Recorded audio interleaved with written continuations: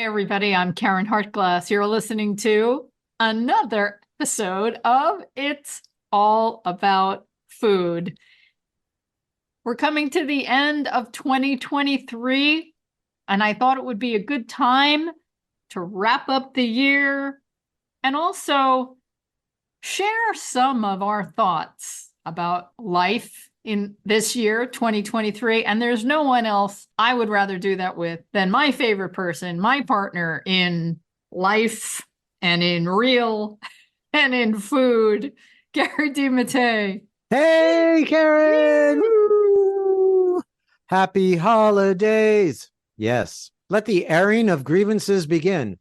Now, you all know what that is, right? That's from an episode of Seinfeld where they talked about Festivus for the rest of us. Does anybody out there remember that? Barely. Okay, so I'll recap. Now, I didn't watch Seinfeld, but I remember people saying Happy Festivus or Merry Festivus for the rest of us. And I thought, okay, what's Festivus? And I looked it up, and it was pretty hysterical. So it's worth a look up for those of you who are out there not sure if you want to celebrate the holidays. This is a really sort of fun way to do it. It's get yourself a Festivus pole.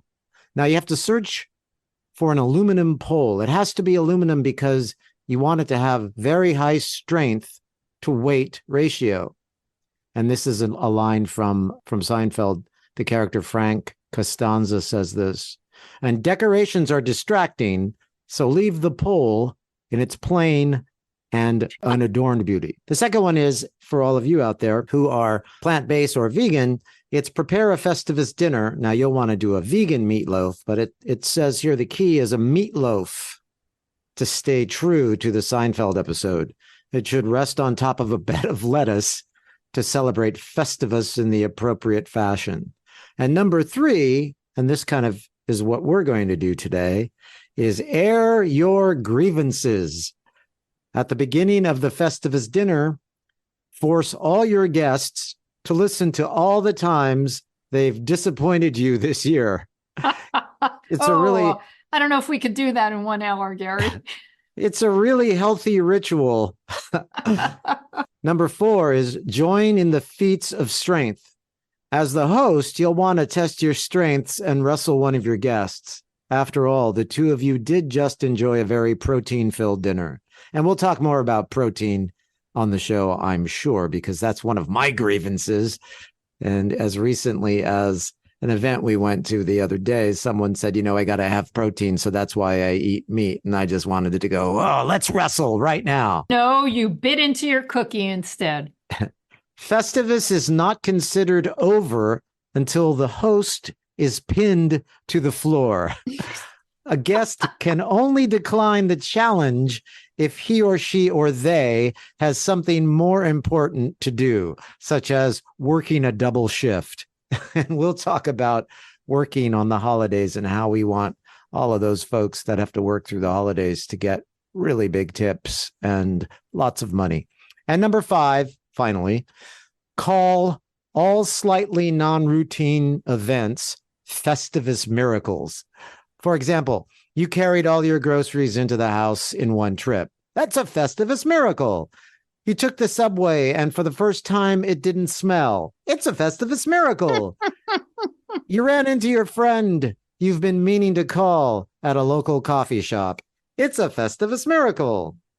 All these are excellent examples of Festivus miracles, and be sure to exclaim loudly and proudly, just like I did, when you realize it is such a Festivus miracle.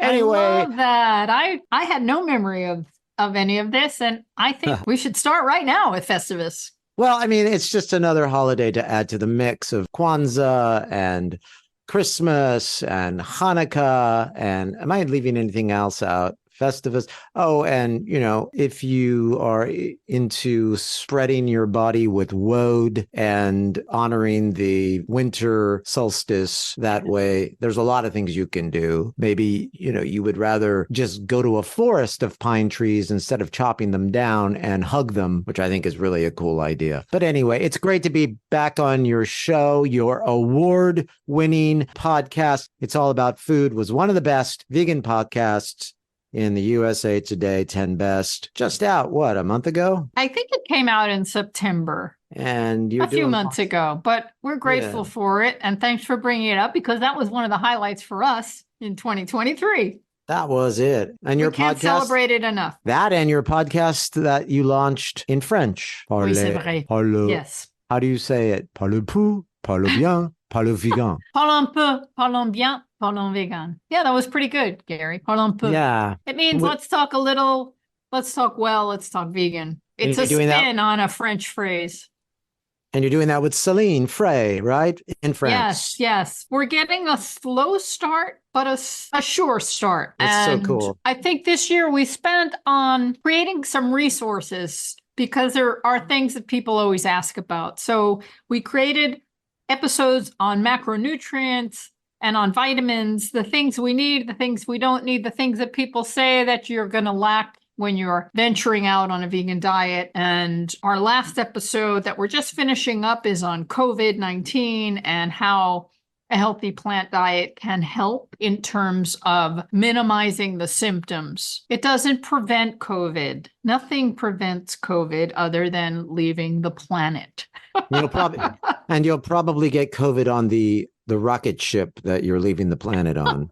Yeah. Because somebody driving that boat will probably have had COVID.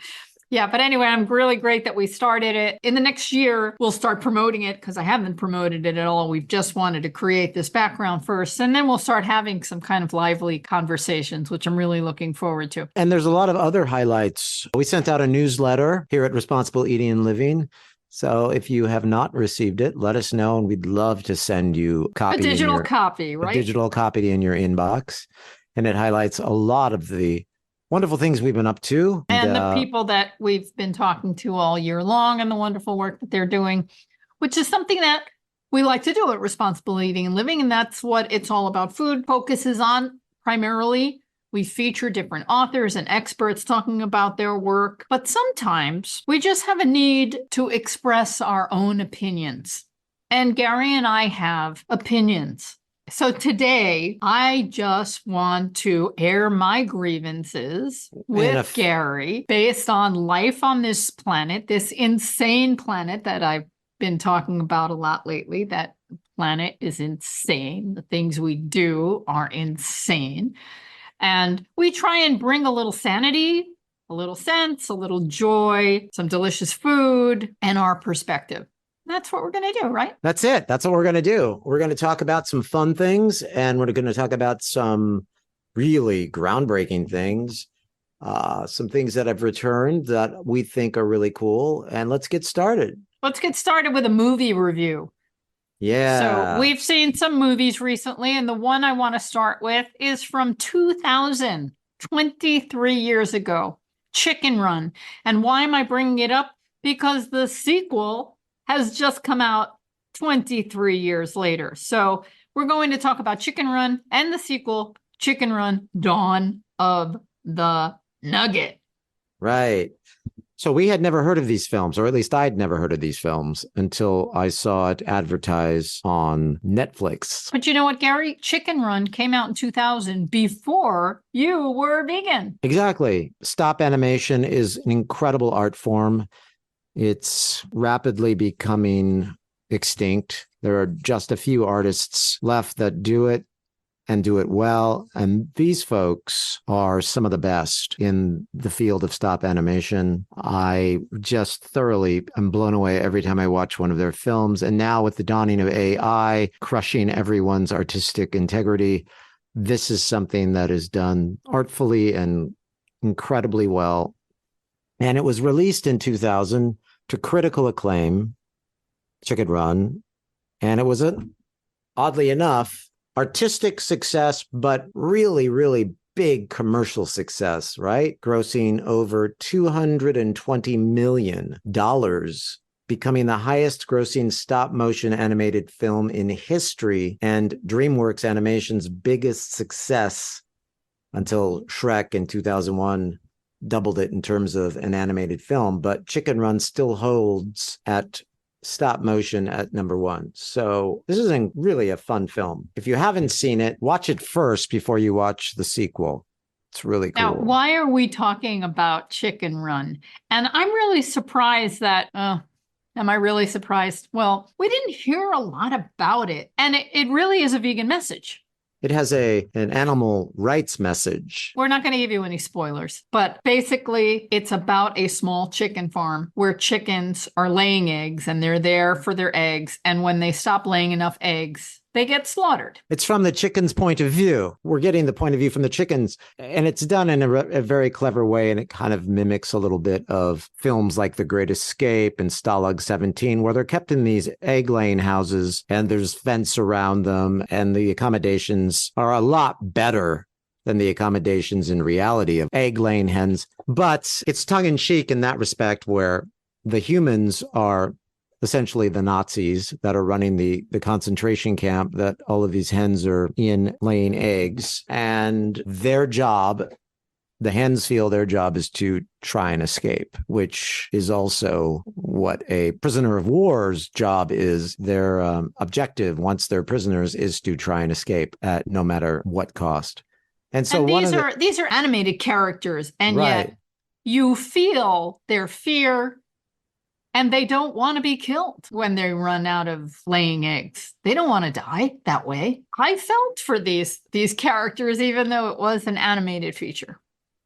Yes. And so the Chicken Run Dawn of the Nugget, 23 years later, is obviously a little more mechanized. The way that they treat chickens, they put the bands, the numbers around their necks, and we won't go into any further details because we don't want to spoil it for you. But they're incredible, and they're voiced by some amazing actors. And we really highly put that on our holiday viewing list for you. Again, it's fantasy, and the industrial farm that you see in this feature, Dawn of the Nugget, is pure fantasy. But there are things in it that resemble what really happens in a factory farm, in an industrial farm.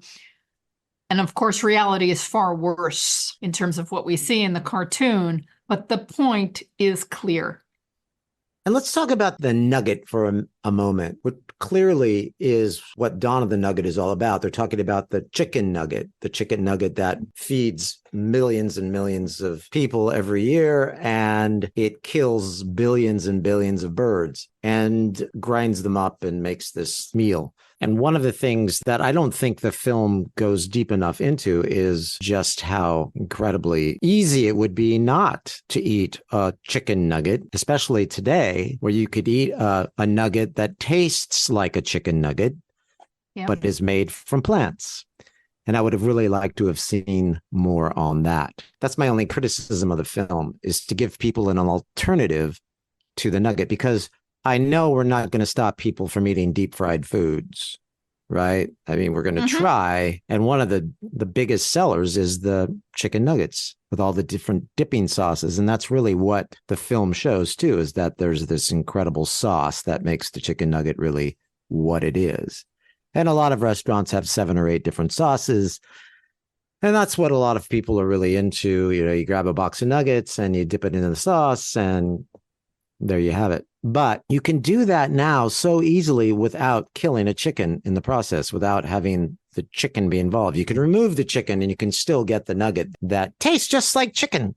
Yeah, it's true. The film itself, I felt with the Dawn of the Nugget film, it was a little emptier than the first film. Yeah, the first one was a little more hard hitting. And this one, I think they're getting nervous over at Netflix or whoever did this film, or DreamWorks. Yeah, let's because talk about that in a minute, where they were a right. little more careful about the story. I forgot to mention, but the New York Times had a review of Chicken Run Dawn of the Nugget, and it angered me so much. Just the first paragraph, where the author was basically saying that they grew up with chickens and that chickens were really dumb. Yeah. In the name of Dr. Karen Davis, who recently passed and founded the United Poultry Concerns, we know that chickens are intelligent and they are kind and compassionate when treated well and when treated as chickens are supposed to be in their own environment, their own habitat, being able to live the way they're supposed to live in nature. Yeah, and they get to do that in the movie, which is really cool. They have their own, well, I don't want to say too much, but this is the movie that was out in 2000, but they have their own little island and it's really cool. And for the sequel, they leave the island to go save Some one other of chickens. Yeah. Yeah. So it's really cool. And yeah, I'm so glad you mentioned Dr. Karen Davis, and how we just lost. That was a great loss, a huge loss for all of us. But she has an And organization that goes on, and they're going to continue doing wonderful things. right. I just want to say one more thing about Chicken Run with respect to the New York Times review you were talking about. That Yeah. review really angered me. And that's all. Me too. That's all I'm going to say. Yeah. It just angered me because it never mentioned what needed to be said. That this it never mentioned the plant-based aspect of nuggets that are out there. I mean, a lot of people prefer plant-based nuggets to chicken nuggets, and they never even talked about it. They never even went there, and that really. And angered it's me. intentional, Yeah. and that's annoying. That was one of my grievances. Oh. So I'm airing my grievance right now with them. It's a Festivus miracle. Okay. Yeah. And I think that's a good segue for the next film that we can't tell you too much about because it hasn't been released yet. And one of the reasons it hasn't been released is because they were originally going to be released through Netflix, but they had a disagreement, an artistic disagreement or a content disagreement. And so they pulled the film. They bought back the film. They bought back the film from Netflix and are now doing it on their own. And of course, we're talking about the filmmakers Kip Anderson and Cameron Waters. And the film is Christspiracy. Now, you're familiar with Kip Anderson's other films. He was the co-creator, co-director of a few other films, What the Health, Cowspiracy, and Seaspiracy, all of them wonderful. And now they're coming out with Christspiracy. We got to see it, and I highly recommend seeing it and supporting it. So you can go to Christspiracy.com. We'll include the link in this podcast. But basically, Christspiracy, I'm reading this from their website because I want to be safe. I don't want to give any more information than we can't give since it hasn't been released yet. Christspiracy is an investigative documentary following daring filmmakers Kip Anderson and Cameron Waters as they expose how religious leaders are turning a blind eye to animal exploitation, despite compassion being the one core principle in all world religions. This is true, and they hit on all the religions. Nobody gets a break here. Yeah, and these are the award-winning filmmakers, as Karen pointed out, What the Health, Cowspiracy, and Seaspiracy. Although I don't believe Cameron is one of the... No, just Kip Anderson. Cameron Waters is new. Right. I just wanted to clear that up. Cameron Waters is new for this film. And Kip had another partner on What the Health and Cowspiracy. And Karen has interviewed the other partner, and his name is... Keegan Kuhn. Yeah. Keegan Kuhn. And Keegan Kuhn has his own film company, and he was the executive producer of Slay. And we also talked about that film on this program. Yeah, so Christspiracy, again, from the website, the spirituality secret reveals the biggest cover-up in 2,000 years, and it will change the way you think about faith, ethics, and our relationship with animals forever. And I have to really agree with that. It changed the way I feel about everything overnight. One of the things that Kip Anderson does, and Keegan Kuhn as well, and when they work together and in their own films, is they take information that is already in the public, like in What the Health. Right, it's already out there. It's already out there. But what they do is they take a personal story and they weave all of this information through the personal story, which makes it compelling to follow.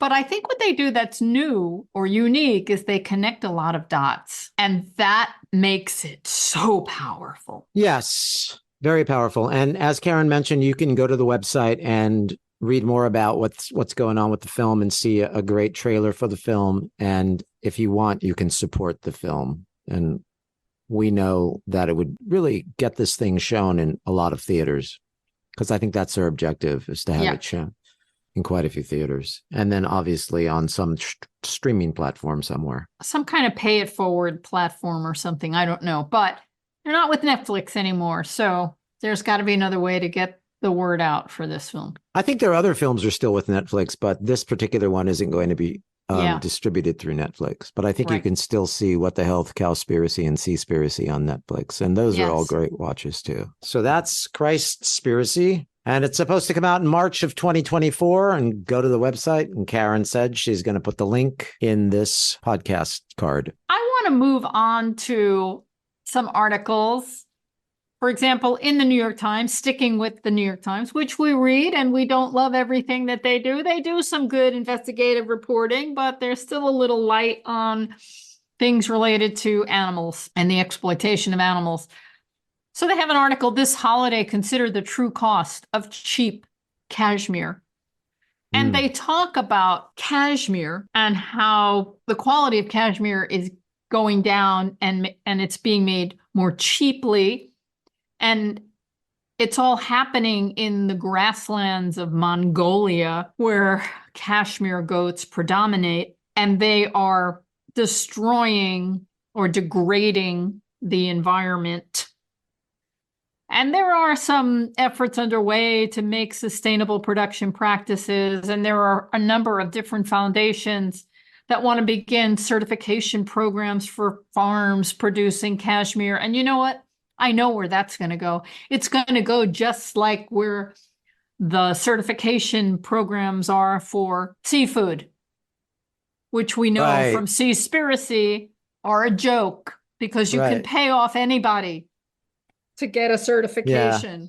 The whole dolphin safe tuna thing, right? If you're going to exploit animals for anything, there's going to be pain and suffering for the animals. There's going to be environmental degradation, and certifications are a joke. Okay, but they talk about how the certification organizations are doing their thing and trying to make these cashmere fibers sustainably, blah, blah, blah. I'm airing my grievances here. What is cashmere, though? It's a very soft fiber from goats. It's like wool from a goat. Consider the true cost of cheap cashmere is what the New York Times article states. So are we talking about cheap cashmere now, and as opposed to expensive cashmere?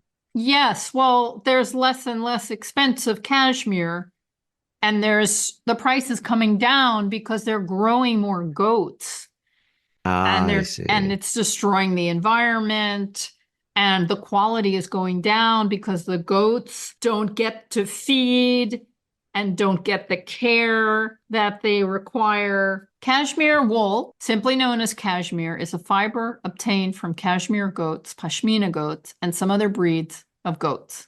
In my mind, wool means sheep, but wool can also mean goat and not just sheep.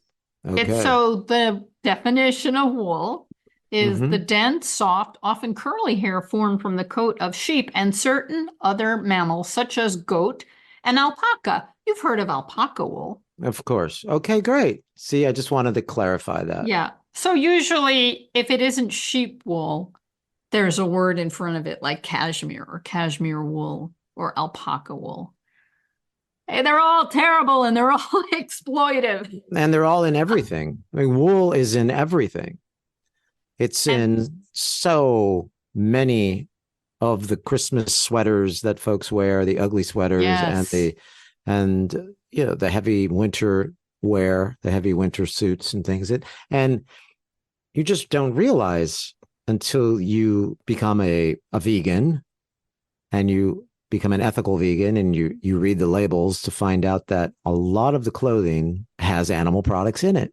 So this is a really for any folks out there who are considering taking the ethical stand in 2024, read the labels, especially on food. But in addition to that, read them on your clothing, because you'll see that a lot of the clothes that you wear have animal products in them. One of the things we're discussing right now is a New York Times article. This holiday, consider the true cost of cheap cashmere.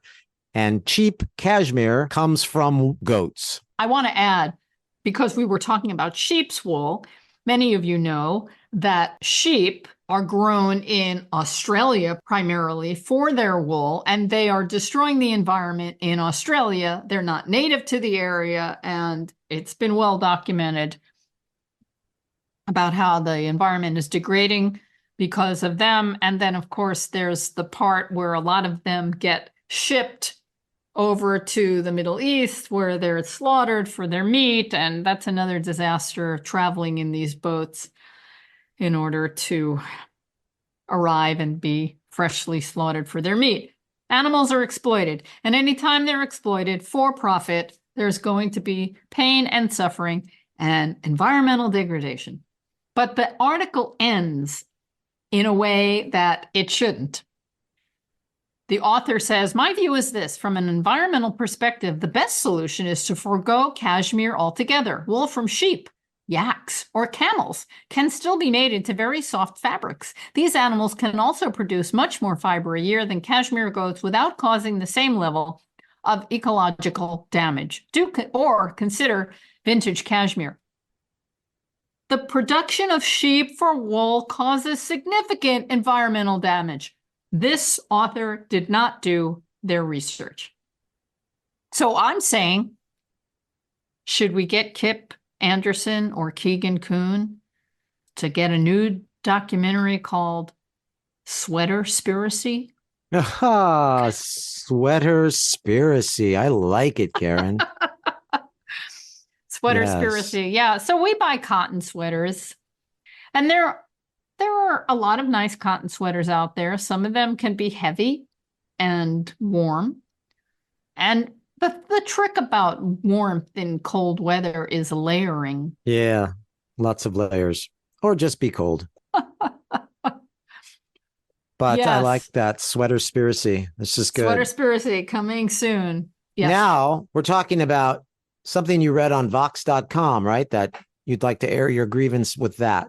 The title is, we raise 18 billion animals a year to die, and then we don't even eat them. From farm to plate, 1 in 4 animals raised on factory farms are wasted. All right, it's bad enough that we raise these animals, we torture them, exploit them for a momentary bite on our plate. But some of them live this horrific life and they don't even get eaten. Right.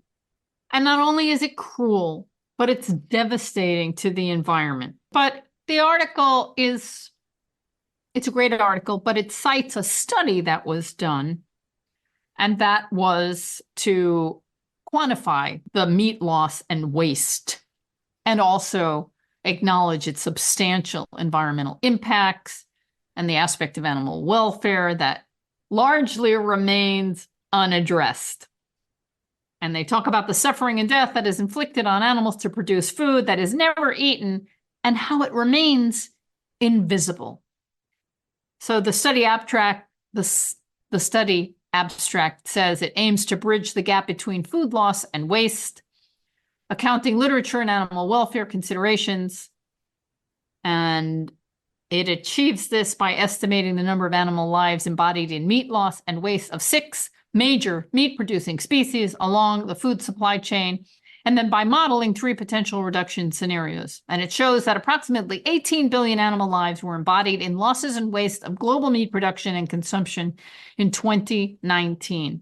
And the study also says that the lost animal lives could be reduced by 7.9 billion if best regional efficiencies were mainstreamed, and by 4.2 or 8.8 billion if Sustainable Development Goal 12.3 was implemented, achieving a 50% loss in waste reduction in the downstream or whole supply chain, respectively. So it's a great study. I want people to go vegan and not eat animals at all. But if we're going to raise animals for food, can we at least not waste them? Airing my grievances. It's a Airing my Festivus grievances. miracle. It's just such a worthy grievance, Karen, for Festivus, and I applaud that grievance. It's a great grievance. I got one more grievance. All right, let's hear it. Come on, let's hear it. I got one more raspberry seed in my wisdom tooth. Yes. Except I don't have wisdom teeth anymore. They all got pulled. There's an article also in the New York Times called "Got Time for Milk? An Overwhelmed House Somehow Does." With aid to Ukraine and Israel in limbo, a border deal elusive, and a mountain of spending legislation left undone, the House turns its attention to whole milk in schools. The insanity continues. Okay, so you know that in our school lunch programs, milk is required. And in order for schools to get reimbursed or get some sort of subsidy for every children that they're feeding, they have to serve them milk. Some children who cannot drink milk have to get a note from their doctor that they can't drink milk. But milk has always been this revered, wonderful liquid to feed everybody. And we know how terrible it is. But back in the Obama era, Michelle, who was trying to improve the availability of food and try and improve the knowledge of food, they banned whole milk because we saw this rise in obesity in children. And whole milk contains much more saturated fat than skim milk or no-fat milk. So they stopped serving whole milk in schools. Our Republican leading Congress was able to reverse this and bring whole milk back to America's school cafeterias. And we have a number of representatives. Representative Lloyd K. Smucker, Republican of Pennsylvania, says, "I urge my colleagues to support this bipartisan, bicameral, and utterly fantastic bill. Let's not skim over the facts here. Whole milk is truly the cream of the crop in delivering these key vitamins and nutrients to growing children." There was another representative quoted, Ms. Fox. "The nutrients in whole milk like protein, calcium, and vitamin D provide the fuel Santa needs to travel the whole globe in one night. Whole milk is the unsung hero of his Christmas journey. If whole milk is a good option to fuel Santa's extraordinary Christmas Eve journey, then why isn't it an option for American school children in their lunchrooms?" Now, I don't know that using Santa Claus as a reason to offer whole milk for children, if it's good enough for Santa. First of all, Santa isn't real, and I hope Ms. Fox knows that. Santa is also obese and not someone that we want to use as a model for good nutrition in our children. The insanity continues. We did have Robert C. Scott of Virginia, the top Democrat on the education panel, argued that whole milk was less healthy than lower fat alternatives. He said whole milk contains far more saturated fat, cholesterol, and calories than fat-free and low-fat milk. And Troy Carter, Democrat of Louisiana, said soy gives the equivalent of the nutritional values as whole milk. But Ms. Fox, who relies on Santa as her nutritional guru, I guess, said that there's no issue with dairy alternatives in school. Just don't call it milk. We're not excluding soy drink, Ms. Fox declared. It's not milk. It's a plant-based food. It isn't milk, so you can't call it soy milk. You can call it soy drink. The whole article is insane. Our House of Representatives has gone totally dysfunctional and insane. And there you have it on milk. Just unbelievable, isn't it? So where can you go to get away from it all?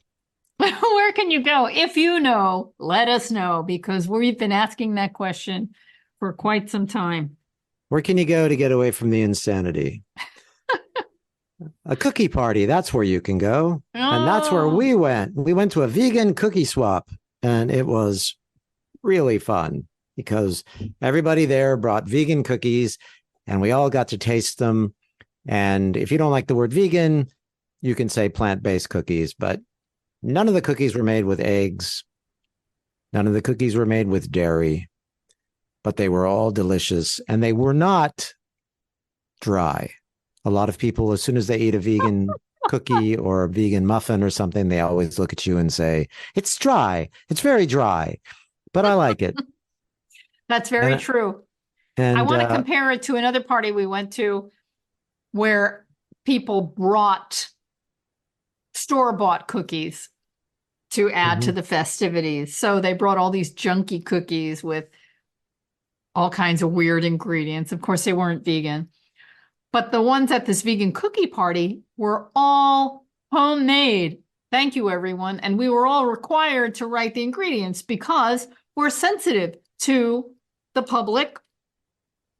And so many children today have allergies to numerous different food ingredients, especially nuts And and milk. and and dairy. Yep. It's crazy. So it was like a safe place, a happy place to be for a short amount of time and to enjoy different cookies. We could all swap cookies. Yeah, and they're lots of fun, and people get a chance. And there were some people there who weren't plant-based, who weren't vegan, but their partners were or their spouses were. And so that was fun talking to them and trying to guess how long the marriage would last.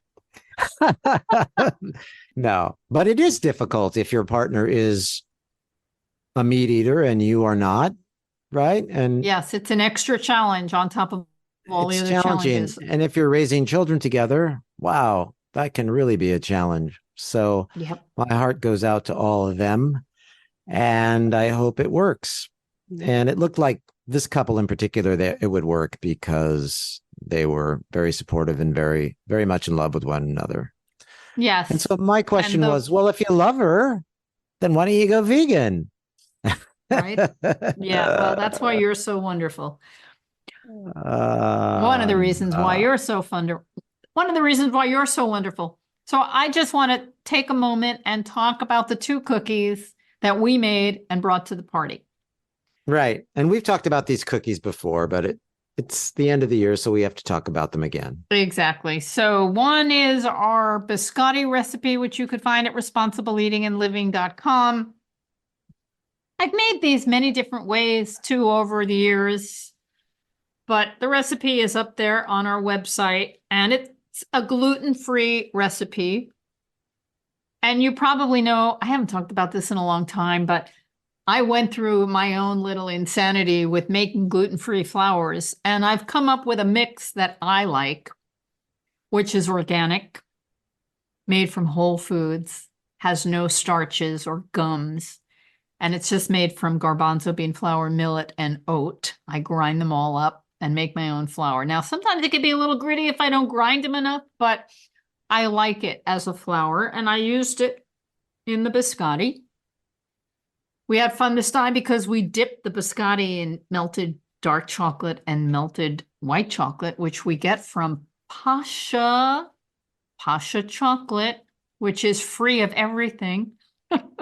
Right, Right. except it's kind of pricey, so it's not it's not free of cost. There is a cost, There but is a cost. it's worth it because Yeah, you're worth it. it's free of the allergens that people can have. Right. So it's a brand we like and it's organic.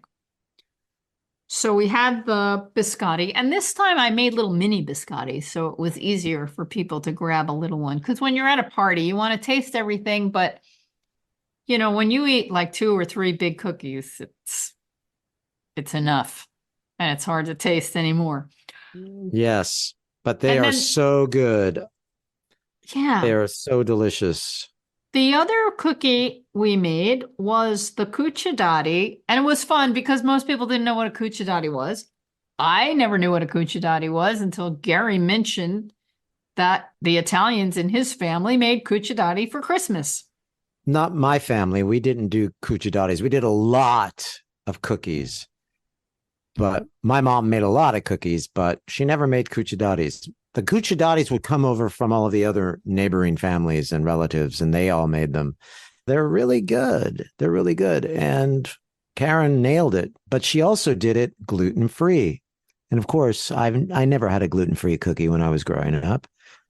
Not that I know of anyway, but I did have many cucciadatis from many different families that would bring them over on a little paper plate that was, decorative, and it had a saran wrap covering or a plastic wrap covering. And they would always be the last things to go at the holidays in my house because no one really liked them. Maybe my dad liked them, and they were great for dipping. But the longer they sat, the better they were for some strange reason. The harder they were, they got really hard, and so they were really fun to dip in hot beverages for my dad.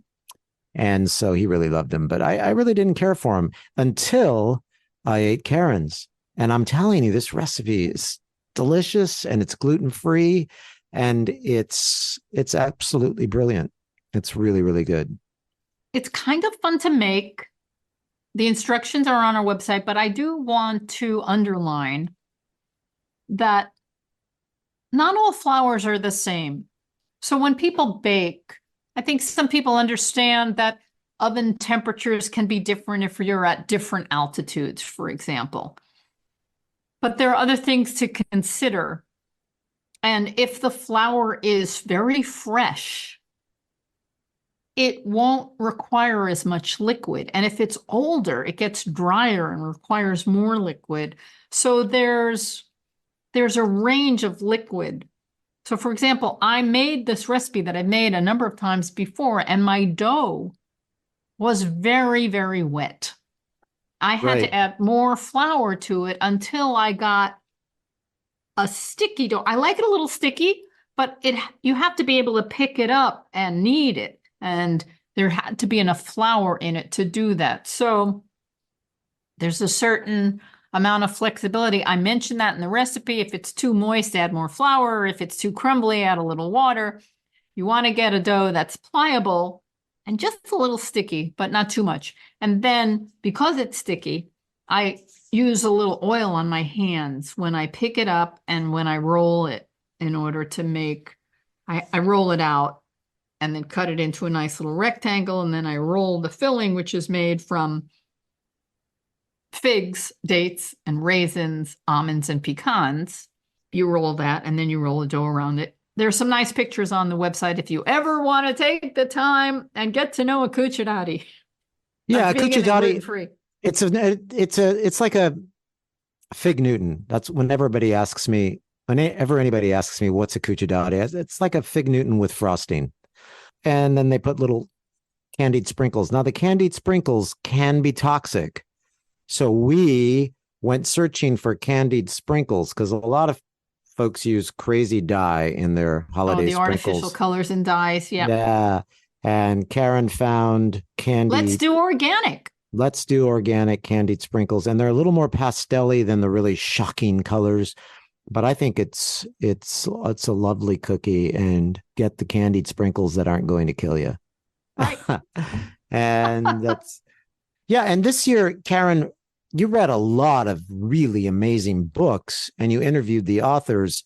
And I'd like to shout out a few of those, which are also in our newsletter. The Humane Hoax. Tell us a little bit about Hope Bohanec. Yeah, she's a great activist, and her book contains chapters from other authors as well as her own. And it's the continuing story, part of the battle that we have trying to get people to eat plants and get off the animal. There's no humane way.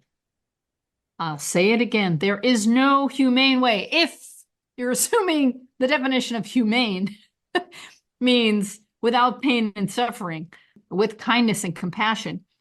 There's no human way to raise animals if you're going to kill them for food, if you're going to slaughter them. Slaughtering is not humane. No animal wants to die to become a morsel on your plate. And this includes dairy cows. And the dairy cow scenario, there is no such thing as humane dairy. I'm sorry. If it's organic, it doesn't mean it's humane. And you read all about this in Hope's book. There are different chapters on all of the myths on how we can exploit animals humanely. We cannot. And there's a picture of a hen on the cover, a chicken. So keeping with our chicken run theme today, Hope's book supports that as well. Plant-Powered Protein was another book you read by Visanto Molina. Tell us a little bit about that one. And of course, all of these books we're talking about, you can hear the podcast with the author at Responsible Eating and Living. They are archived on our website. Plant-Powered Protein is a brilliant book. It was co-authored by Visanto Molina, who we love, and Brenda Davis, and Brenda Davis's son. Brenda Davis's son, Corey Davis, added an environmental aspect to the book. Brenda and Visanto are both dietitians extraordinaire. Yeah, I had the pleasure of meeting Visanto and having dinner with her. What was it, a couple of months ago? And yeah, we went to a Nixie. What an incredible human being. And that was really a lot of fun. And we obviously went with her. Yeah, her husband, Cam. We also went with her husband, Cam, and it was a pleasure meeting them both. And thank you for bringing them into my life because they're now friends of mine. So tell us about the book. It's all the latest research on protein. And the bottom line is plant protein is superior to animal protein for human consumption. See, I said we'd talk a little bit more about protein, and we are. And so people who say, I'm an athlete and I do a lot of sports and I need to eat fish, blah, blah, blah, they need to read this book. I love that. I mean, as recently as the other day, we were at a party and someone said that magic word that they need their protein. That's why they eat meat. I eat fish because I need my protein or something like that. And I've never bit my tongue so hard, but I just smiled and said, okay, yeah. And of course, Karen, she was a little more forward and said, well, all plant foods contain protein. And he was just like, yeah, I know, but I still need. So basically it was another. I was biting my tongue too, Gary. You should have been proud of me because it wasn't the moment to preach. No, and that was a Festivus miracle that you didn't preach. So I shouted it out. Festivus miracle. All right, the next book that you read and interviewed the author for was The Veganic Grower's Handbook by Jimmy, is it Videlli or Vidal? Vidal, yeah.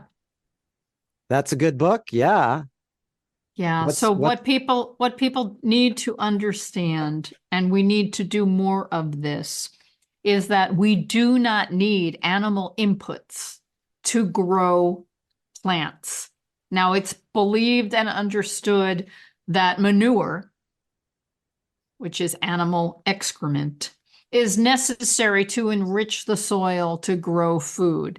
And it's true that nature has this beautiful way of recycling excrement, recycling rotting carbon-based things like food and plants, and turning it into nutritious soil, enriched soil that we can put on our plants and grow plants. Again, it's a beautiful thing for the cycle of nature, but we don't need manure. We don't need animal inputs. And there are people doing veganic gardening, veganic farming, and Jimmy is one of them. And he wrote this great little handbook. He's a delight to listen to. He offers courses, and it's a great book. And nowadays it's important because, well, there's probably more animal manure creating mountains in certain states. And this manure is toxic. And they can't spread it fast enough on our farmlands because there's so much of it. But because these animals are fed foods with biocides, which are pesticides and herbicides, they're so toxic. And the manure is toxic, and the fertilizers are toxic, and the toxic goes into the soil. It's just insane. It's killing not only us, but it's killing the soil, which will increase in killing us, because if we can't grow food, then we can't, and not even from a plant-based perspective, but from any perspective, if you can't grow food for whatever reason, you're no longer going to be around. So it's a great way to look at veganic growing. I enjoyed it. Yeah. One more, and there's so many others, but I'll shout out one more. Ed and Natasha Tatton's Bread, spelled B-R-E-D. Now, I'm crazy about this book. It's such a gorgeous cookbook. Tell us about Ed and Natasha Tatton and not only their cookbook, but also their restaurant and their philosophy and who they are. And absolutely. So I raved on this podcast. If you haven't listened to it, I just go nuts because there are so many cookbooks out there and so many vegan cookbooks, and that's a good thing. But a lot of the vegan cookbooks, there's nothing special about them. The recipes are okay, but there's no craft, there's no skill, there's no art. And this book really is full of craft and skill in making sourdough bread and other recipes. And they do it all in their restaurant called Bread, also B-R-E-D. And where is it located? Because I want to go there tomorrow. Yeah, it's in Whistler, British Columbia. I'm going to go there tomorrow and try everything. Well, when I told Vasanto Molina, who's from that area, that we wanted to visit there, she said, yes, come and visit and come and see us. So we have 2 reasons to go to British Columbia. Very cool. That's definitely at the top of my list for 2024, because this cookbook is gorgeous. And just you were talking about flours and how inconsistent they are, and what he does to remedy that, because Ed and Natasha also talk about this.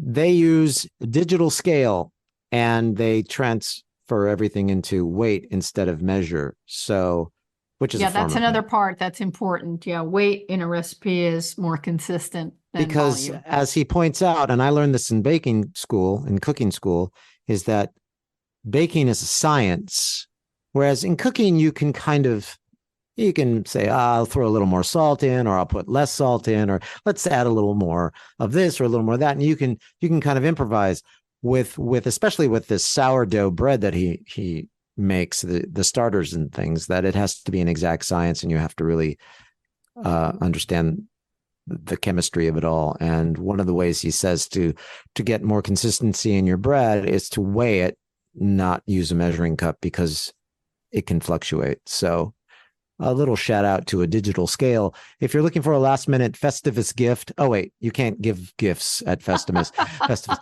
No gifts, no commercialism. But if you're looking for a nice gift for your friends, a digital scale, if they like to bake. Yeah, if they like to bake, this book, Bread, B-R-E-D. It's a great book. Get them this book, or listen to the podcast. Let them know about the podcast. There's a lot of other great things, great podcasts this year, 2023. Gary, I want to wrap up. But just the last one I want to shout out to is Roy Ortega. Roy Ortega and the Mad Cookie Ann. He sent us some cookies to sample, and you interviewed him, and check out that interview too. And thanks for the cookies, Roy. Yeah, thanks for the cookies. I just want to wrap this up and say it's been a very interesting year, and there's still plenty of darkness, but we balance out the darkness with plenty of wonderful vegan cookies, right? Right. It's all about the cookies. That balances out the darkness once a year. No, seriously though, there's a lot of good being done. I mean, I know she doesn't need any more shout outs, but if you really want to know where the next generation of plant-based activists are, it's Billie Eilish. Check out all of the good work she's doing to promote and make vegans. I mean, there's a ton of stuff. I mean, she She partnered with Nike to create vegan shoes. She turned London's O2 Arena vegan. She speaks up for companion animals. She convinced Oscar de la Renta to ditch fur. She took to Capitol Hill, talking about Congress, to support a federal vegan school lunch program. She's just, the next generation, and she's opening a vegan restaurant in Los Angeles. She donates a lot of money to vegan causes. Anyway, Yeah, that's a big she's shout awesome. out. What is she made of? She's made of lots of good plant-based stuff. Right. All right. Anyway, great talking to you, Karen. Happy holidays. You are a Festivus miracle. Oh, thank you, Gary. Happy holidays, everybody. Thanks for listening. Visit responsibleeatingandliving.com. Check us out over there. You can always send a comment to info@realmeals.org. Love to hear from you, even if it's just like a happy holidays. You can do that, Yeah. right? Thanks for listening, everybody. Hope to have you back in 2024. And Karen, Have a have a delicious delicious week. week.